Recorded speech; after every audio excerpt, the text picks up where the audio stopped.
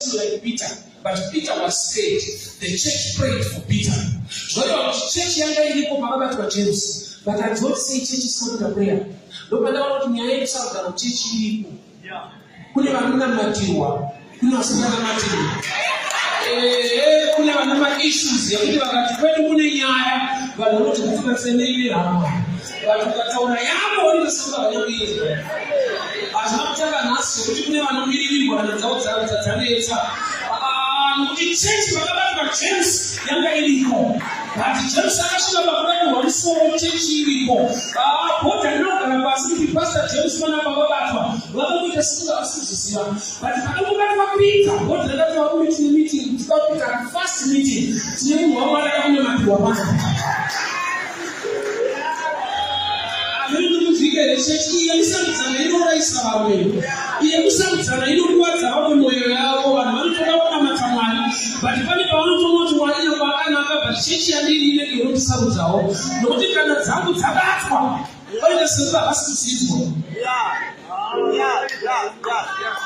Kulikucha kuona kwamba sisi tunapata hizo problem ndani. Hauna Israel.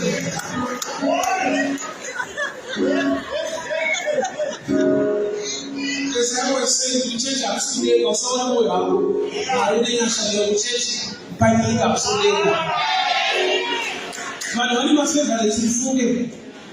Kuna mtu kana wao asimuka pita kana hapa ndio kwa nomina wao kana kubariki hivi na makosa yao ni powerful baba kuni wao chichi chichi wao ni pita wao ndio ndio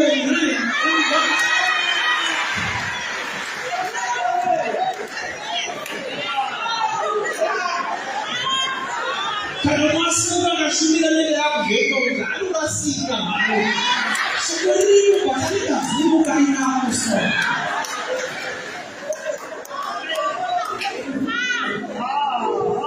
church yanga ilikuwa kama kwa James sasa yeye anapita kana basi haina shauri salama kuona mtu walichofanya kama zangu na ndio kulala mtu akajifunza aisiye nanga shimura aisiye nanga namata so there are times that kana woni wanyasha ana mwari bali tu Adão estava com Deus, eram os dois. God was not happy. Deus não estava feliz. Deus disse não é bom. E eles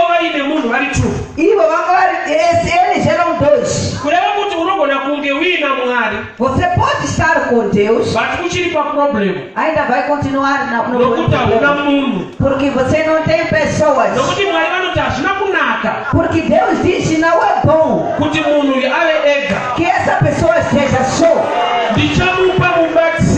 Vou lhe dar ajudadora. Os profetas dizem: be fruitful, multiply. Ou ele quando profetizou disse: seja frutífero e multipliquem-se. As pessoas não têm como se multiplicarem quando a pessoa está sozinha. Ele vai precisar de uma outra pessoa. Aquilo que Deus falou para acontecer. A pessoa é importante. Learn to value people. Aprende a valorizar as pessoas. As ministers of the word, como ministros da palavra, every church member is valuable. Todo membro da igreja tem muito valor. Whether rich or poor, mesmo pobre e rico. Whether educated or not. Aquele que estudou o que não estudou. Tem carro ou não tem? Tem casa não tem? Mas é importante aos olhos de Deus. Let's respect members with the love of God. Deve respeitar os membros com o amor que vem da parte de Deus. Por quê? Porque tem algumas pessoas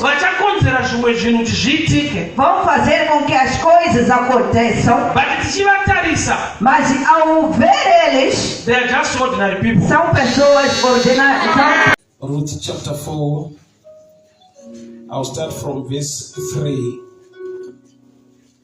And Boaz said to the family redeemer, you know Naomi who came from Moab. She is selling the land that belongs to our relative Elimelech. I thought I should speak to you about it so that you can redeem it if you wish. If you want the land, you can buy it in the presence of the witnesses. But if you do not want it, let me know right away, because I'm next in line to redeem it after you.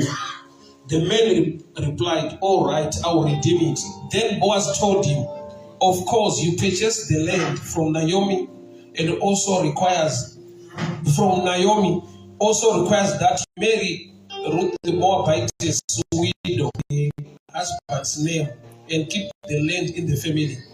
Then he said, I cannot redeem it.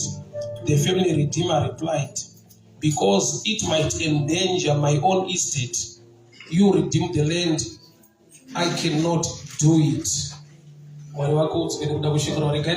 Father, we thank you for such a time to hear your word. Speak to us, instruct us, correct us, and empower us for the glory of your name.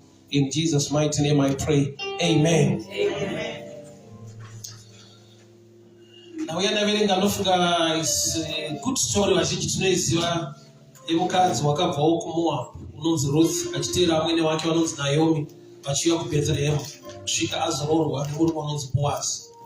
But chikamu chandaverenga chine chekuita nemumwe murume ainzi the kinsman redeemer, kana kuti munhu aiva nekodzero dzekuti arore Ruth anga ari ahead of Boaz. Ruth kuti azowanikwa naBoaz, pane murume aifanira kunge achimutora, akapiwa the opportunity sekurenga kwandaita ndobva iye aramba.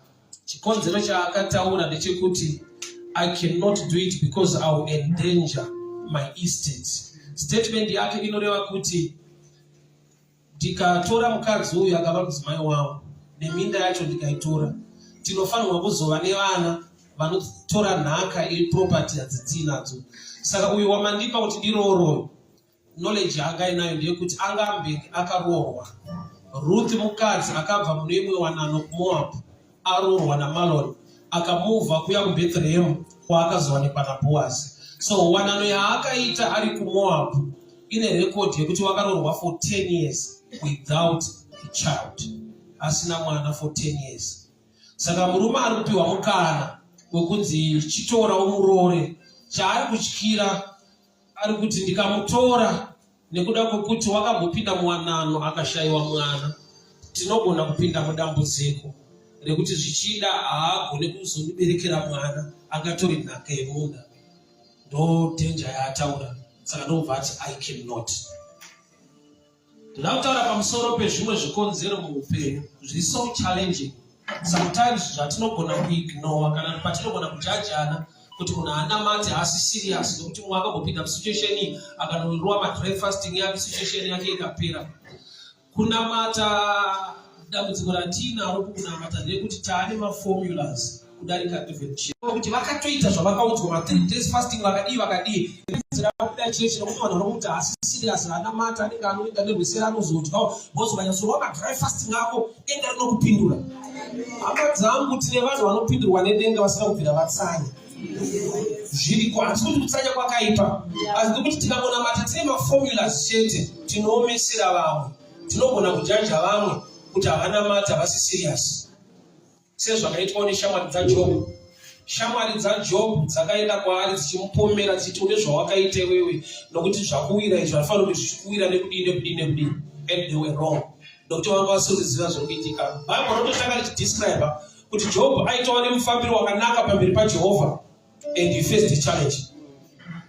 Bhaibheri rinopupura kuti munyika yeUzi pakusina murume akatendeka saJob. But mukutendeka kwake kune machallenges akamuwira. So dzimwe nguva unenge uri right, but vanhu nekuda kwokuti ndo marerero atakaitwa kuti ukaona dambudziko rakadai ukaona unoita zvakati ndofunga hanyatsonamata haasi serious nekuzodii.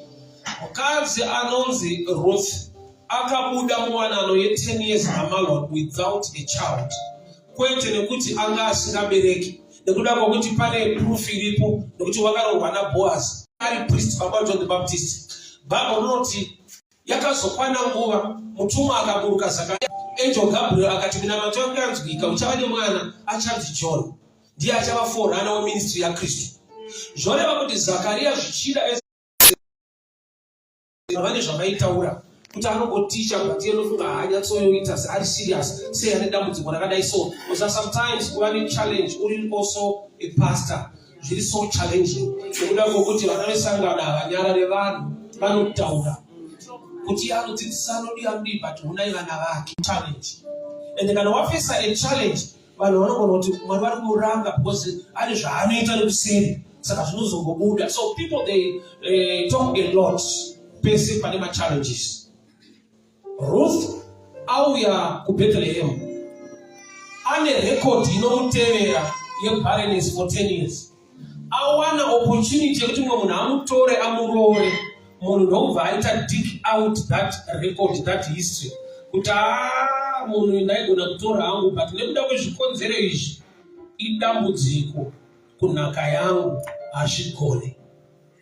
Alright, chaari kurambirwa panapa chinhu chiri tangible chinobatika chine evidence. Why? Nokuti vanoti tried and tested for 10 years ari muwanano anobvira vane mwana.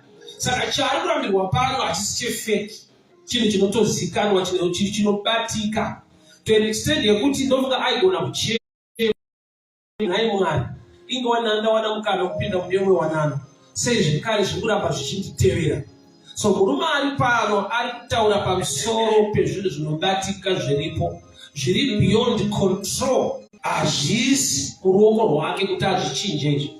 Zvimwe zvine chekuita netime, zvimwe ichallenge yelifetime. Zvinhu izvi ndaimbotaura nevamwe vanhu mufundisi chiti munoziva here kuti chechi ikasatichwa how to manage or to handle challenges, vakangotichwa breakthrough and how to come out of challenges, tinogadzira vanhu vakaremara pakuti challenges are real and mamwe acho anotoraramika nawo. Inoadzoparidza kunhamo, ndinoadzoudza vanhu kunhamo kuti hakuna chechi yakamisa kufu. Saka usanyeperwe nevanhu kana wafirwa sokuti yeni haina power, dai wakapinda iko une power unofirwa futi. So kune mafacts ari real ekuti tinogona kunyeperana chiti pamwe itype yechechi yacho pamwe usisiriasi nekuzodi zviri beyond your control. Jesu ane murume waakaona riri bofu pana John chapter 9. Vadzidzi vakabvunza kuti ndiani akatadza kuti aberekwe riri bofu. Jesu ndokubvata hapana, asi dambudziko riripo. Izvi zvakaitwa kuti kukudzwa kwaMwari kuoneke. So kune ma-issues ekuti hakuna reason yekunongedzera kuti ari guilty neuyo akatadza neuyo akatadza. Challenges are real and they are there. So vanhu vakadzidziswa how to manage or how to handle ma-challenges avo kurarama through them, vanoita sekunge vari muma-wrong hands. At the end munhu anogona kutoti ndofunga chechi yacho ndofunga is very serious, yet challenges they are everywhere. So pano ndine chikonzero chiri tangible. For 10 years akapinda muwanano haana kuita mwana, saka ndoiri kumurambisa panapa and haagone kuzvidefenda because murume uyu haana kutaura zverunako and everything else. Ati awendanger my-estate kureva kuti ndinyaya yenhaka papindai ndoine problem. Saka chinhu ichocho hachikavhike zvokuti ane mamashoko aangataure kuti aiwa kana papamberi akutozodai irekodhi iri kushandwa nayo. But ndinofara kuti kudenga kuna Mwari. Iye anoti kana munhu ava munashe ava chisukwa chicho. Kuna Mwari une maplans akakunakira. So arambwa mugadheri imomo pane kumati aiwa zviti unondikanganisira nhaka yangu. Asi zvaangataura kare kuti iwe tora munhu ukasamutora I'm next in line. Unoti kurambwa kwake kune kafavor bishara. Kune mumwe ari pastand by. Oza ukaramba usisina hope richadiwa nani zvinotinetsei. But ukaramba uchiziva kuti uyo ati akaregera uyo ari kunditora, unogona kutoona kuti zvotondiramba zvacho futi zvitori waste ndita ndichitora pasha. Nechakakushaira bishara so. Because murume ari kutaura nezvake uyo akati the next kinsman, first kinsman redeemer, andakudzwa maproperties anga ainawo. Wandakanzwa kuti anga ane zvinhu ndiBoazi. Saka kurambwa kwake nemurume uyu ndofika kwakamitirawo zvakanaka. Kuroorwawo nemunhu ane tunhu. Chinhu chinoona kuti rudo chete, it's beyond love. Pane nokuti rudo pasina zvinobatikawo paine nzara munofira murudo. unotofira cheshe.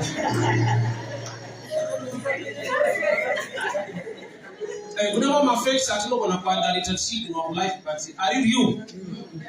Kuna zvinhu zvokuti vanhu vanozvivanza sekunge havazvidi. Taitoita zverudo chete nemunhu wako.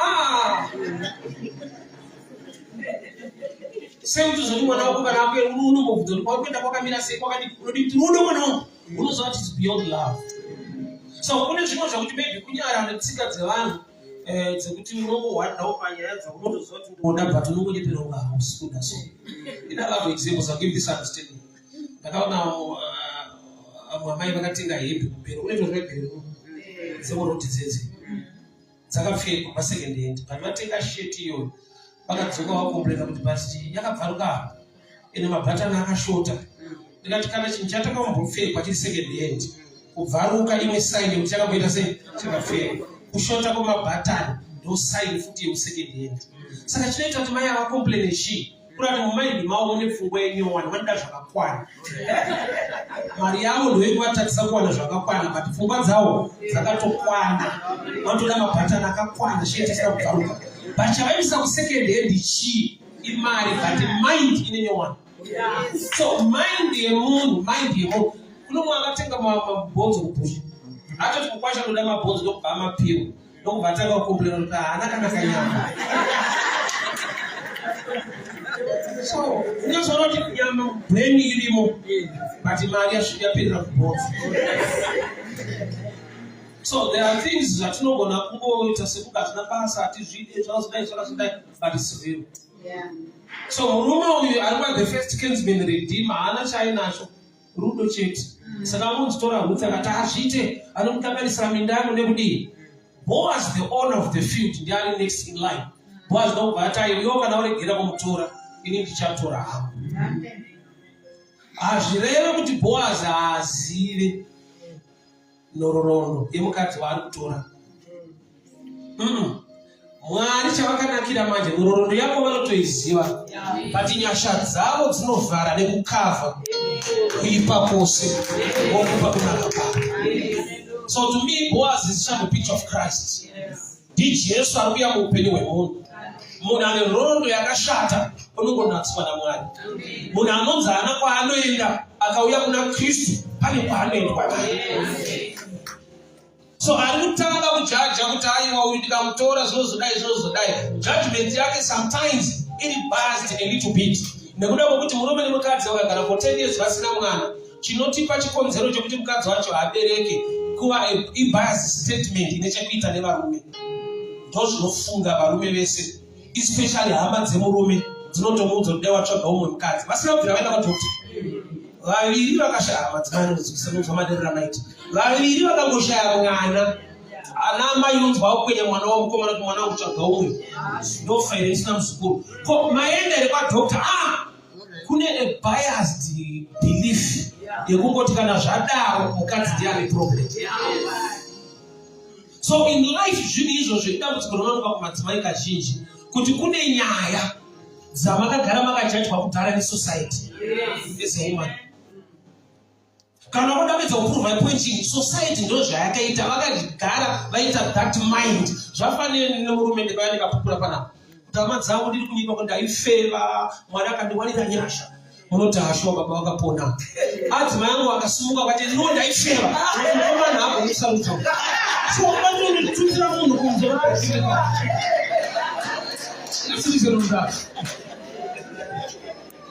kupupura kwemurume kunonzi apona, kupupura kwemudzimai kunonzi shiri nemuriro wayo. There are statements are biased in society. And I've come to tell you this. Usabatikane nawo. Society has Mwari. Zvokuti chechi chakuti aiwa kuda kuti bata kumeso shiri nemuriro wayo vakazodai vanhu. So kune zvinhu zvokuti Bethlehem is the house of bread. Jesu akaberekwa Bethlehem ari Judea. Akabva kunyika isina Mwari wakauya kuna Kristu. So paauya mumunda washe, paari mumunda maBoazi, paauya kuna Kristu. Kristu mukukundikana kwako anokupa nyasha dzekuti history yako haimeshe destiny yako. Zvokuti uri pamwe kuti kwaudza vanhu kwawakafa vanofanira kunyepa. Wainoma kuti Mwari unoshandura upenyu hwemunhu. Zvokuti paunopupura vanofunza kuti aiwa akangotisimbisa hazviitike. Kune zvinoitwa naMwari. Zvokuti akaitira mumwe munhu akazoudza vamwe vanhu vasingamuzive, vasina kukura naye, anoti aiwa pane kubata-bata kwaanozoita so, nokuti akunamata chete. Society yedu yakadzidziswa kutenda mishonga kudarika nyasha. Saka uchiona hatina maexamples anonongedzerwa even today. Kunzorona munhu aiva rombe akanamata Mwari, Mwari vakamupa kubudirira. Timbori nevanhu vanonzi uyu akabata-bata saka basi, uyu akabata-bata saka aine mashoko, uyu akabata-bata saka aine zvigayo. Hakuna unonzi uyu akanamata-namata saka ane zvigayo, uyu akanamata-namata saka ane mabasa. Takura musociety inobhiliva kuti ukabata-bata unobudirira, ukanamata ndizvo unogarika kudenga. Isociety yedu. So ariko mastatements emusociety asikafanirwa kutemesa musoro kuti ko vanhu vanotijaja sei pachinichi, ndo zvazviri, ndo panyika patiri. So ari kurambwa kwete nekuti haana kuuya kuBethlehem, ende chinorwadza nechekurambirwa kwacho kwaMwari. Ndaudza vapo pane imwe nzvimbo ndakati kuchechi hakusi kudenga. Sanetseke kuti vazondidai. Kuchechi hakusi kudenga. Kuchechi ufunge kunotonyewa munhu. Kana usati wagona kuzvitsvukisa zviriko, chinotaura kuti havakunyei, hausati wazvibata. Kungokutipa vanodaro. Wivhi ikatogarisa, kune vanotoudzana kuti yaane 2 weeks. Vanonoverengeka mawikisi ewivhi yemusoro wemumwe munhu. Kuchechi kunoitwa zvakawanda. Chinenge chipatara varwere vanonoka kupora, vanongodera kushonga. Saka tinongodaro tiri mukati imomo. Saka nokuti ukati hakuna muchechi hamusiraitirega ndine kune imwe chechi, as long uchipinda vanhu unosvika vachidaro. Pese paunoti kuri right iye kuti haupindepo. Ukapinda ikoko uchanza unoti zvakafanana. Pakudiwa how to manage kunyeyo uchinamata. Nokuti wese hakuna munhu anotadzirwa nedenga kuti abude, unotadzirwa nevanhu kuti ubviswe pane kunamata Mwari. So ari kurambwa kuBethlehem. Pamwari kwacho ndoko akusvikirana neanswer inoti no. But I've come to realize Romans 8:28, yoti all things work out together for good to those that love the Lord. Zvoreva kuti kuno umwe no are very good for your life today, but unozocelebrate later waunderstand kuti pazvakaramba apa zvakandiendesa pane zvakandinakira kudarika zvakaramba. Protection yaJesu paakaberekwa yaiva yekuti mai vake vanga varambirwa pekuberekera mwana, vakaenda kunoberekera kusingaberekerwe vana. Nokuti Herodhi paari kutevera achidabura musoro wevana, anouya kuzvipatara kunoberekerwa vana. Saka chakapa Jesu kuponeswa, kurambirwa. Programu yevazhinji ndeyekuti ukaona zvinhu zvaramba ndiSatani, ukaona zvaramba ndiSatani, tsvaka reason sei zvaramba, pamwe pacho zvinoramba nokuti Mwari vari kusaidi kwako. Kubvumba kwezvimwe zvinhu zvinobvumbira kuti zvikukuvatse.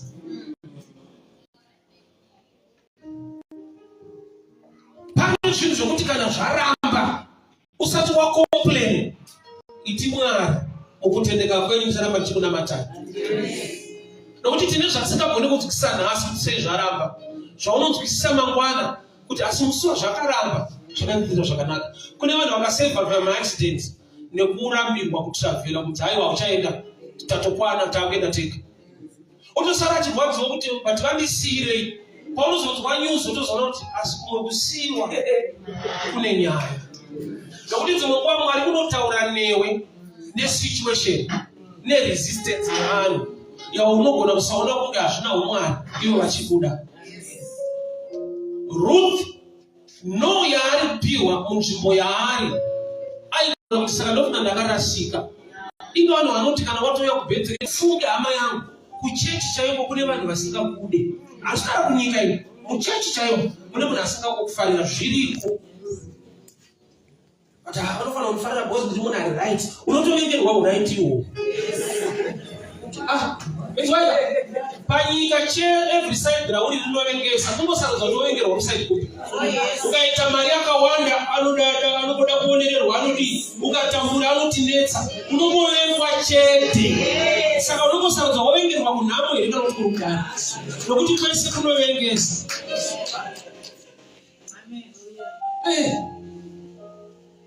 Ndobva tina the next Kingsman Redeemer kana urori ndokubva abviswa maoko emurume uyu achiuya kuna Boaz. Boaz paakaroora mukadzi uyu vakabva vabatsirwa vakava nemwana. Chaarambirwa kushaya mwana ndokubva aroorwa naBoaz akabva ava nemwana. The same person. Kureva kuti kana nyasha dzaMwari dziri pauri, area yauri kurambirwa iyoyo zvaunonzi haugone zvinhu Mwari ari ready kukugonesa. Imagine murume anga aramba Ruti achiti zvinozotadzisa haabereka hapana nhaka, achitorwa naBoaz obva abereka. Anonyatsoona kuti pamwe pacho Mwari vanokuvanzira pane zvinhu zvinhu, nokuti chinhu chaaramba munhu waaramba zvaamurambira hazvisiriwo ndo zvaaifunga. Tino zvinofungwa nevanhu zvisiriwo mupfungwa yaMwari. Zvavanoti haugona unakounoenda unachawo zvaunoachievha. There is God in heaven. Kuna Mwari une nyasha dzekuti muarea yausiri kudiwa, muarea yaunonzi hauachieve, God can give you the grace and you can achieve.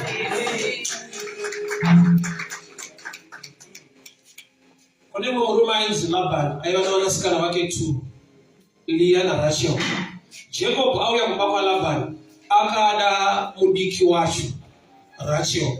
Bible ichitsanangura kuti hanzi Rachel anga akati nakei.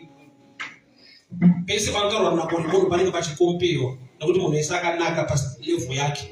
Ukanzwa panonzi anga akati nakei kupinda mumwe wake. So uyo aona Leah asina kuonakira ndokubva ada Rachel. But handei pakuzoroora akatanga kuroorwa kupinda mukati kudiwa Leah mukoma. Chikonzero zvanzi muzi waikuroorwa akwana. Labani baba ndovakati kuno tunoita mabiko manheru. Labani anga akati ngwarei muzi kune meti dzaaida kuita. Saka ati kunoku kana ataita mabiko ekuti tinokupa mudzimai wako manheru.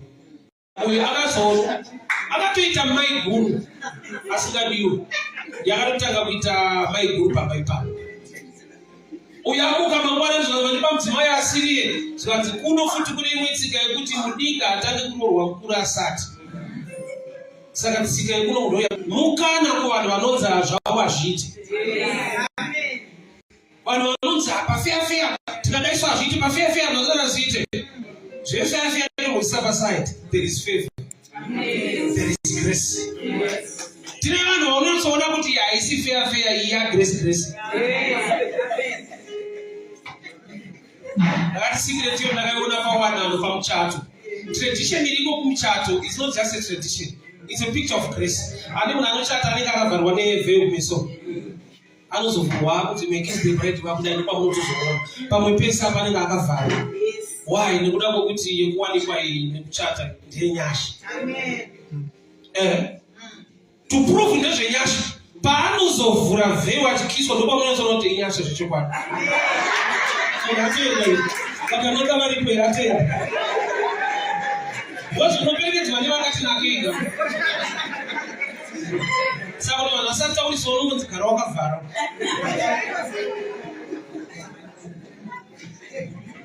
Rima rakavako rikamaketa product isingamaketeki kana kwakaita. So rima Abraham anonzi vana vako vacha stars they only shine during the night, which I will see to know how to superstar. Ndiye anowana opportunity isingawanika kana kwakachena. So Mwari wedu Bible rakunoti time and chance kupari 11. Time and chance are given to all. The race is not the swift or the battle of the strong, but time and chance are nguva nemukana zvinopiwa kumunhu wese. Saka usazvitarise zvauri aivatarisa kwaari looking unto him author and finisher. Nekuda kwokuti time and chance are given to all. Anopa time and chance ku all ni Mwari. Nyika ipe kumunhu wese wese. Nyika ine vainosapota, ine vainoda, ine mafavorites ayo. But kana ari Mwari nenyasha you can be God's favorite.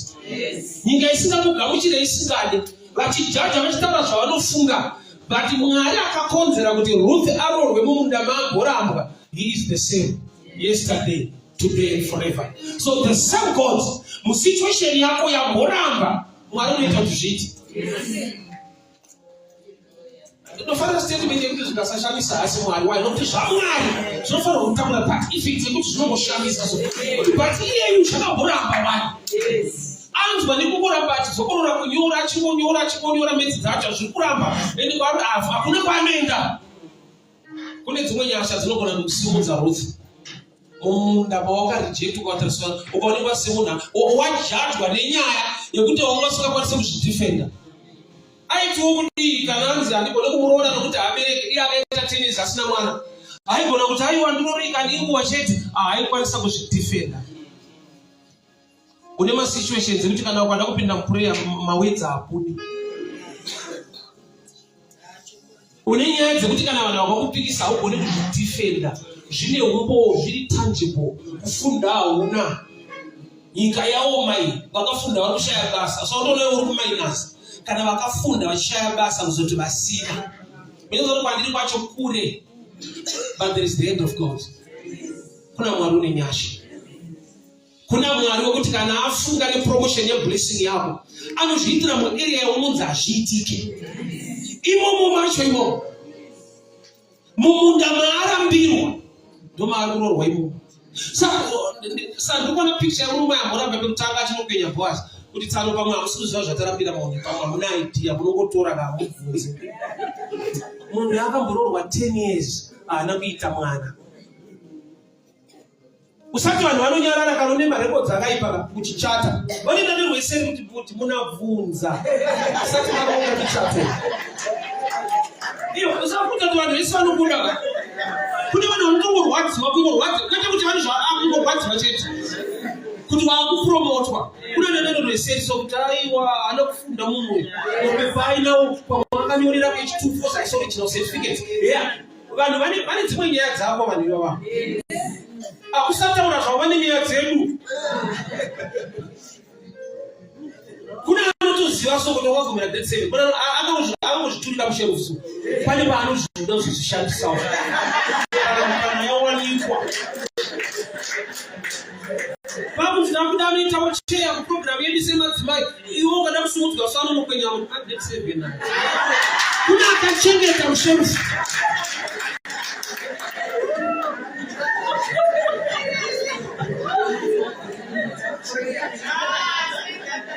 That's why kurorwa kwaRahabhu kwakaita kuti Mwari vatendere kuti vanhu vese muJeriko vafe. Rahabhu paJeriko chaita vachifeve. Joshua chapter 2 aiva chifeve achitogara imomo. Saka kuti aromwe nevanhu vari kubva kwaIsraeri vamwe vanhu vari vapenyu pano mukwenya kuIsraeri kuti kana masvika munzvimbo munabvunza airorwe taipi ndana Rahabhu. Asi Mwari vakati kuti Rahabhu aroreke evidence yese ifanirwa kufa. Ndochakaprotecta marriage yaRahabhu vanhu vese vanga vafa. Epakakusara 2 raita kuzarirwa sokubva kuzara. Takutoenda nevanhu vaMwari kwaIsraeri mamen of God akutitorera iye wedu kune vaigona kuenda vheseri but Mwari vakasilence evidence yese. May God silence every evidence. Kana vakachengeta evidence yacho Mwari ngavakonzere kukanganwikwa kwenyaya idzodzo. Asoma mudzwa vanhu vanoita jealous neimwe marriage kutaura nezvinevheseri murume wacho umudzwa murume wacho tanga hanzi zvinondopedzera wakwanzira murume wacho tiri wofutiri tariudza but hapana zvandiri kuita uyo akafa atyiswa awibvi akaurayiwa kana usakuri kune vanhu vanokanganwira kazvoti unofunga kuti pamwe unoyiwa chaipo nyaya yakadai strength yedu paforgiveness yakasiyana siyana. Nyaya unotadza kuregerera iyoyo vamwe vakatoitirwa times 5 vanoregerera iwe nyaya diki chaiva uregerera kune vanhu kuti akaregera unofunga kuti pamwe akagadzirwa munhu wacho anyatsozvidzwa maitikiro ake pamwe vanhu vari kumunyenyeredza anyatsomuudza pakaonekwa mumwe wake vakanyatsotaura iri because kana achinatsoziva ovati asi unoyo haana hama idzonyatsotaura naye ende achiregerera muhama yawo ichidaiso Nyasha idzodzo dziriko. Dzekuti despite marecords anoona ngati zita wataurwa nevanhu kana Mwari vada zvavo.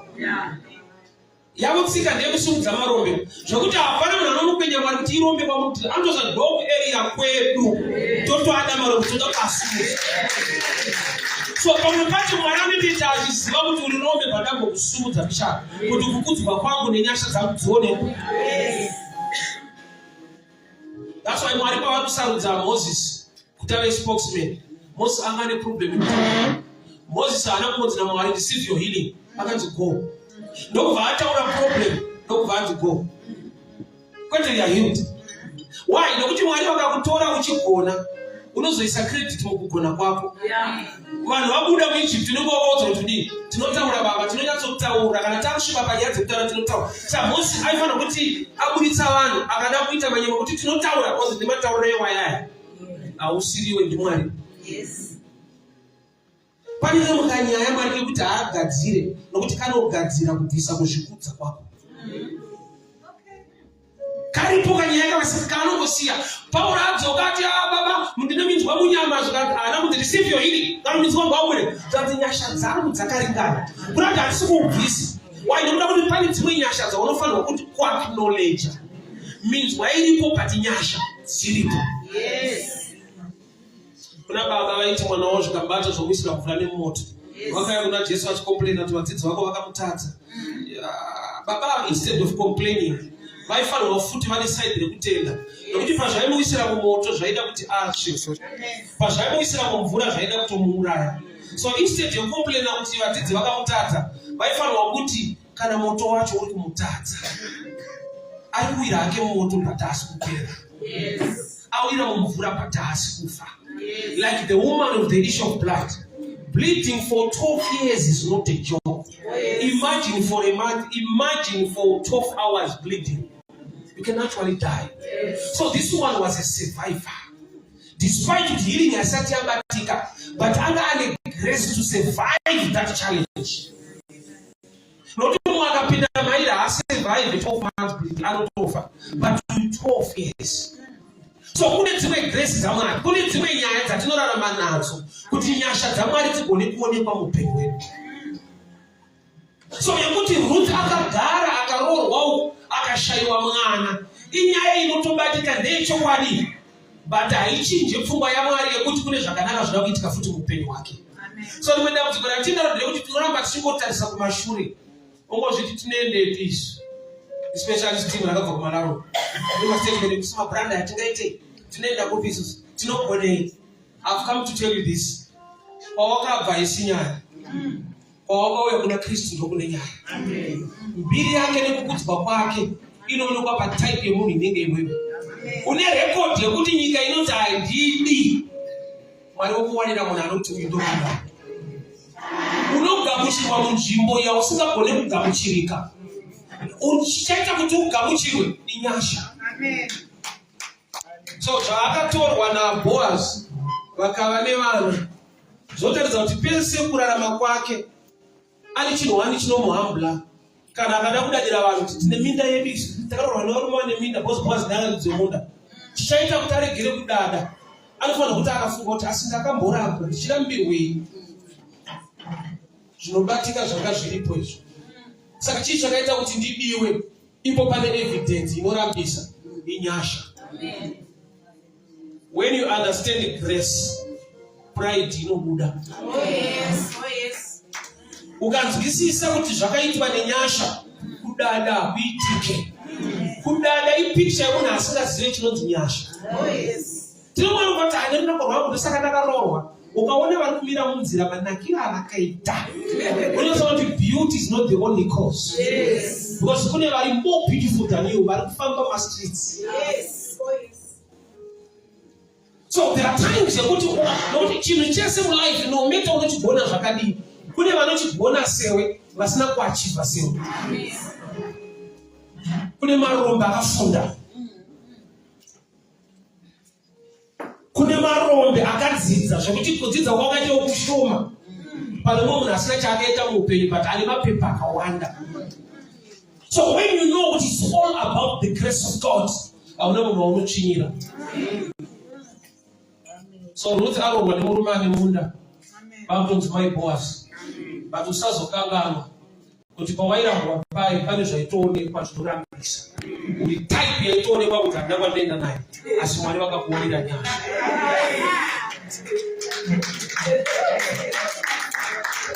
Evidence yakakurambisa haisiende iri tangible.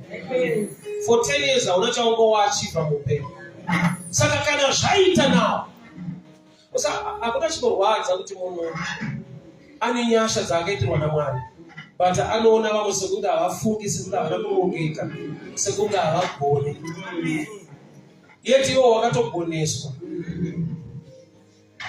Kumba kwedu kwakamboita vamwe amai vakazoita majuti zowachira madha mazuva madha mabasa zvakanaka. Tikuti mukadzi aita majuti akaya nokubva awacha, anobva sota kumba.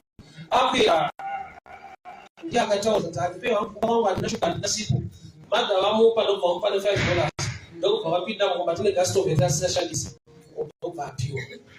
Ndobva apiwa futi nemapureti nemapoto. Munhu iye akasiya zvinhu pasi ndokubva anoshedza hama dzake. Ndobva kuti yamoniswa ndetiwokno. Ndashanda ndikapiwa zvinhu izvi. Zvese izvi zvandipa negas stove. Tengera neplate nemapoto. So kati ndokubva azobvunza Madha kuti mama indamandiitira zvinhu zvakadai. Madha ndobva vakamunyeuchidza kuti neniwo murume wangu uri kuona akuparidza. Mazuva akatanga kuparidza achifamba netoka aiparidza marepu. Ndaiwachira vanhu.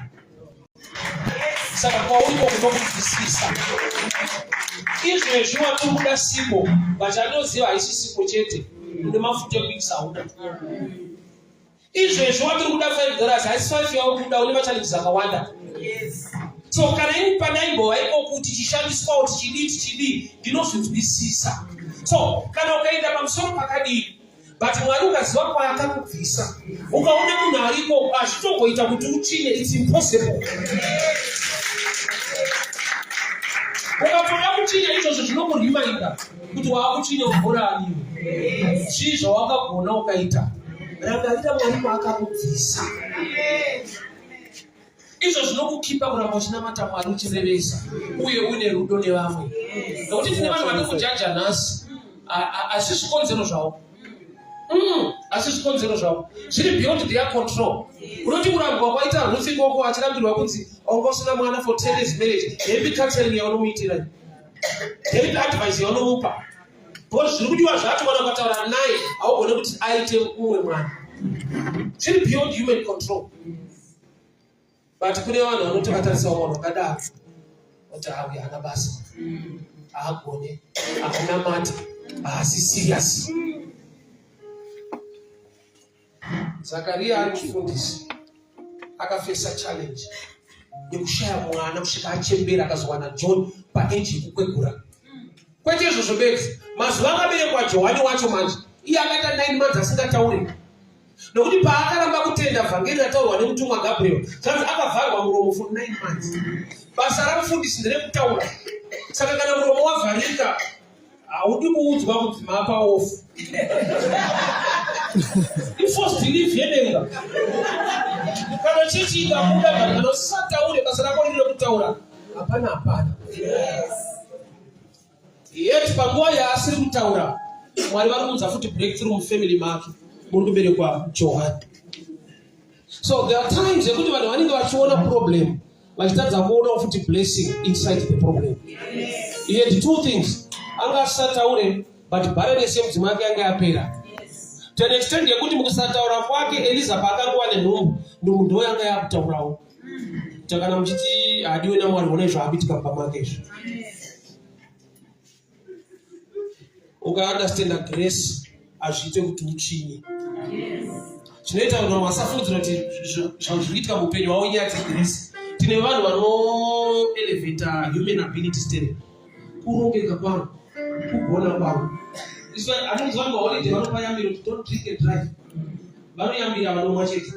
Isati yambiro usingamwi. But unozvaro unogona kuti mwana akanwe usina kumwa. Saka yambiro vakupa mihonde ipiwa usopa. Uri kudhumwa nakanwe. Yambiro yako ndeyekuti iti Mwari tingamiri pamwepo. While as a good driver you can die uri correct. Unotoona munhu A good driver can die road. As one a bad driver. Yes. You need grace.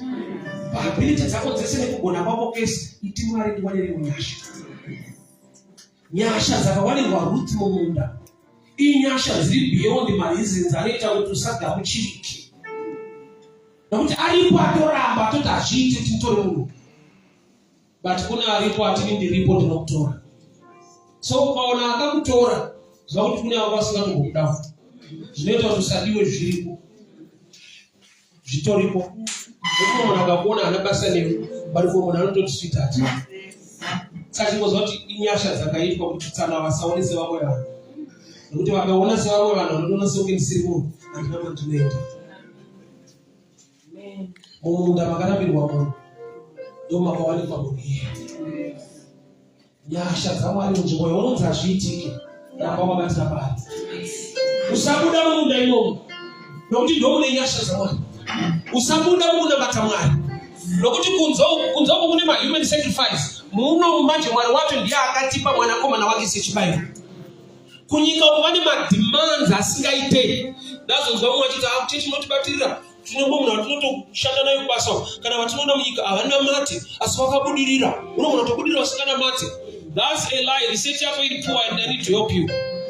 Vaunoti havana mate vakabudirira vanonamata kungoti havana mate Mwari wedu nenzira dzatoshandisa. Vane zvavanonamata in private nenzira dzavanoshandisa. Life is spiritual. Havana mabhuku avakanyora kuti tinobvisa hembe toenda pamaradzano usiku zvava hazvina Bible. Oral information kuti kana vakuda izvoenda pakati tacho. Saka izvozvo havauya vachikuudza manje tagende kuchechi tavazodaona chechi tiri kutorerwa kunyika futi vanotora mari kunyika uko vanotora uko vakaichinja zita vanoti makwati ndiyo vakunoshandirwa kwasekura havamboti keshi vanoti makwati. Unozomona wakubudisa kuti asi ndiyo vaunotora pane kuchechi ikoko kunzoko vakaipa momwe mazita kuti mutese kwavarairwa ndiyo. Tanzo maprofita achitaura zvanzi kana ndishandira vanhu so handichaji unozomboya uchitenda ndikati ndiyo iri matendo ndiyo vanotsvaka mazita anoita zvinge zvatinenge isu manje vatiri kushumira kutendeka kwake manje unoona zvinoitwa nemunhu enda hanyarari. Unoona kushingaira kwako enda akangana. Zvingaita sekunge zvatora nguva vanhu vakati hausi serious vanhu vakakuseka. Kataime kwekuseka nekushorwa kariko kunamata. Nomo kavaka areka haisumuke ne1 week. Mvura ye1 week haitombosumudza areka. Ichiri kufila mamwe makomba nemamwe matrecha arara kubless. But yakatotanga. Ichakwana nguva yekuti areka ichienda pamusoro. It's a matter of time. That's why we move beside the beside. Why chakamukipa matestimony wangu. Kuti nyambo isati zvaitika kwadiri but pano zvinoitika. Zvatora hazvo makore but pana apa vanhu vari kusunga saka handibvi. Ukamona muchechi wamwe achipa matestimony zoti mwana wacho anotoita zvinhu imomo. Kungoti asati aita newo but anoita manje imomo anoita. Saka mumwe akaramba aripo pabeside papa. Nguva yake yakazokwana. And is the only man asina kupinda mvura but aenda kupfuura. So pane nguva yekuti formula dzekushandiswa sometimes idisadvantage kwauri. Nekuda kwekuti Jesu paakataurwa murume akati ndinotangirwa. Jesu ndokubva ati ndaakubvisa competition. Iwe unodai zvapa uri. Mwari unotoziva area dzaunokundikana dzaunotangirwa nekudii but une nyasha dzekuti unogona kushanda nepesi yako. Jesu paakauya anokubvunza mvura akati chitanga iwewe akamuti daibvisa padiving yekuti uri kukundurirwa kazvokutambira izvo unoda here zvapesina ukangoda simuka murume ndokubva atoda ndokubva apiwa instruction yaasinga aida kupora zvaidiwa naJesu carry your mate takura nawo yako haana kuuya kuzoudzwa zvekuita auya kuzopora but Jesu manje ane zvimwe zvaanokuudza besides zvaunoda ndokurobheka unamata manje. Maybe 11:28 tinoti uyai kwandiri makaneta makamero chakupa izororo. Ndo vhesi yakazadzwa kuchechi vanhu vanoda kuzorora. Unani kunemerwa. Makaneta makamero uri kuzorora vanhu. Unoita munokirwa unoda kuenda ikoko. Saka problem ndeyekuti havana kuzoverenga vhesi 29. Ende zvakabatana pana kuti vanhu vanogumira sei pa28. 11:28 uyai kwandiri makaneta makaremerwa chakupa izororo. 29 takurai chokirana. Ina izoti tuwe kuzotura mutoro kana kuzochinja type yemutoro. 29 haidiwe. Noti takainga 28 kuzotura mutoro. 29 ndebva takurai. Koma. Tutakudzwa futi takurai chokirana nokuti rakareruka.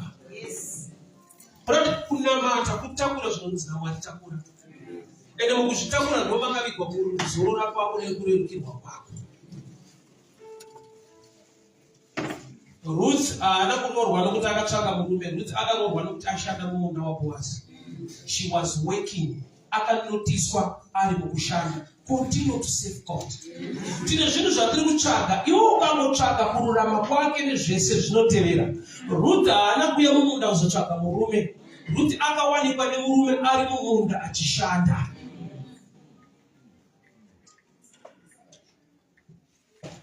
Mukadzi waIsaac, Rebeka, akarohwa nokuti Eliaza akatumwa akandogara patsime.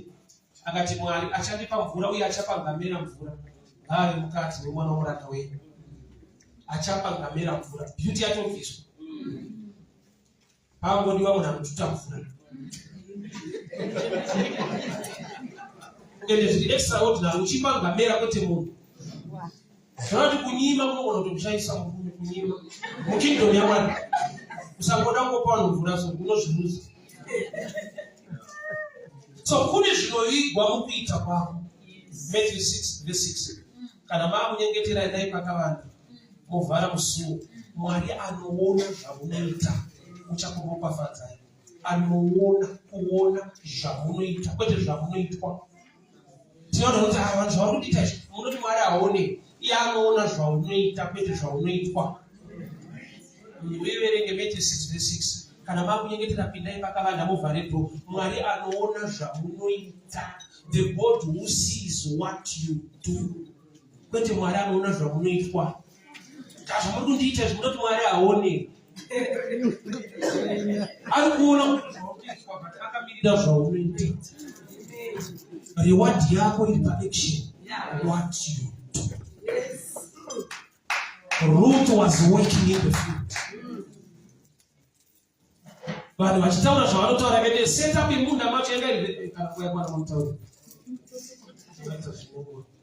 Muzwa mwati haina hama dzangu handina mazhinji ni sorry ndinawo. Kwa vanhu vanosiyana. Tine mazhinji mufumo.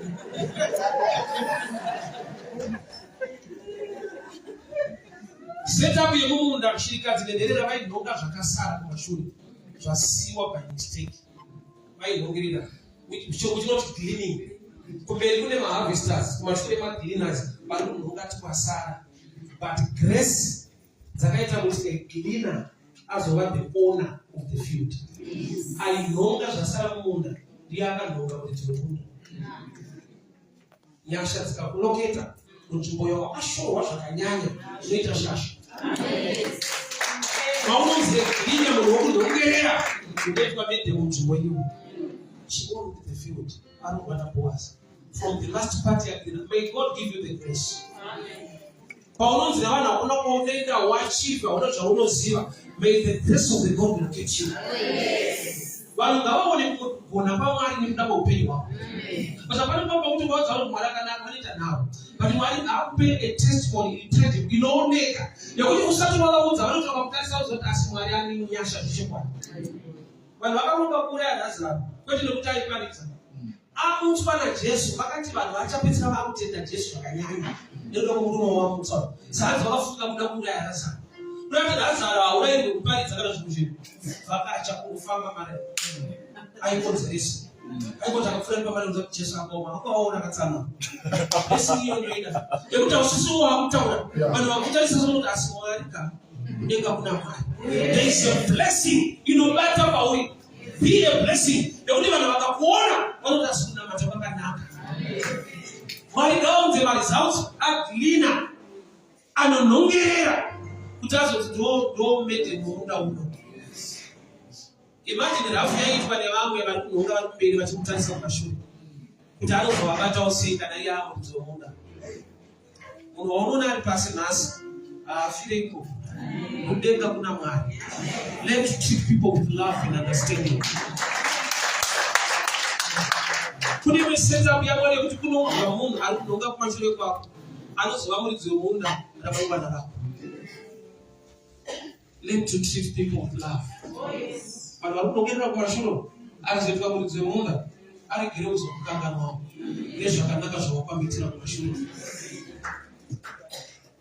There's a friend of mine anga kumba nezuro ndakamufondera akauya kupai to bless him nezvimwe zvinhu. So ndokubva munhu waMwari mandisurprise out of nowhere mawandifunga ngati kare 2014 tiparidza paStreet is one of the guy akandigamuchira lero paridza street. Ndokubva adipa $100 esiri paUS mwenderi bluso mbaba kunenzara isingaiti ndakasvika kumandika namata ndikafara. So ndakamufunga after many years in 2014. Ndokubva ndikati mandiragarira andifunga sei ngati moyo wangu unonetseka kukanganwa munguva yekushayiwa mahara wakamira sirapa. So kana Mwari andiropafadzawo andifanira kukangana. Continue to do good. Kuna Mwari asingakangana. Kuna Mwari asingakangana. Kune nyasha dzikaturwa upenyu hwako. Munzvimbo yaunonza unapa unoenda. Family inonza ina chaino achieva. May you break in your ground. In the mighty name of Jesus. Father, we thank you for your word. We thank you for your grace. We thank you for your favor. Mashita kutara upenyu wedu paungano ino Mwari. Mwari wakarangarira Ruth mumunda maBhoazi ari mutorwa akawanikwa. Aine record yekuti aigova mukadzi womwe munhu. Abuda mune imwe wanama. Mwari unorangarira nyangwe neshirikadzi. Ndiri kutaura favor ne blessing mwana venyu. Vanokutenda iwe vari mumunda. Ngavarangarirwe neropafadzo yepaRuth. In the mighty name of Jesus. Amen. God bless you. Mwana wake tireni asha.